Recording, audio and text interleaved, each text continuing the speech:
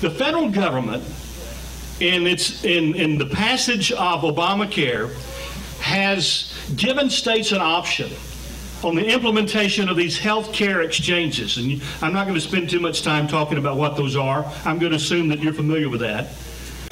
And basically the option is the state can implement them, and if the state chooses not to implement them, the federal government will do it for the state.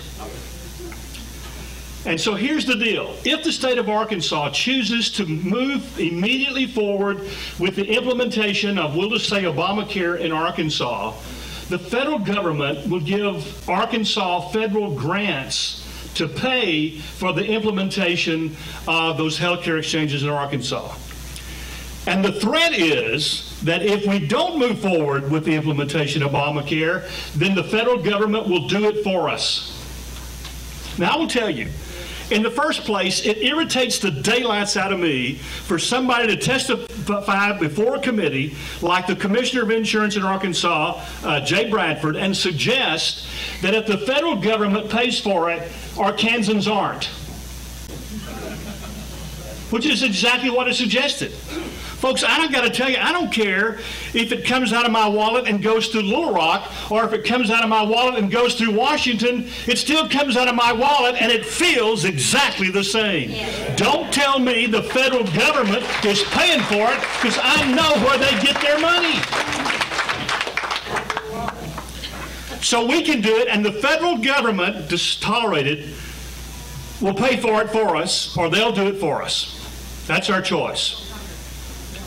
Now, the threat is, if you believe the testimony of Commissioner Jay Bradford, the threat is that if the federal government does it for us, that they will, number one, control insurance rates in Arkansas. And if you have a problem with your insurance company, instead of calling somebody in Little Rock, you're going to have to call somebody in Washington, D.C. That's the threat. But let me tell you, it doesn't make any difference whether Arkansas implements it or Washington implements it. It all has to be done by exactly the same federal guidelines. So what is the intent?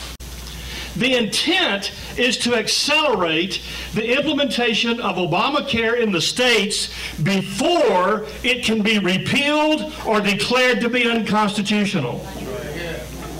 That's the intent, and that is the strategy, and that's what's being held over our heads in Little Rock right now.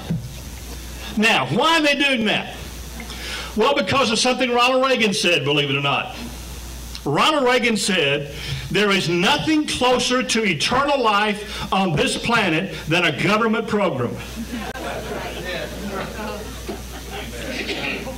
And let me tell you, folks, even if Obamacare is declared unconstitutional, or even if it is eventually repealed or defunded, there is money now available through the federal government and through the initial inaction or what's the word I'm looking for? The initial adoption of Obamacare to fund the implementation of health care exchanges in the states now. And I got to tell you, if they get it going now, it won't make any difference what happens in 2 or 3 years, because my guess is you've never seen a federal or state government program end.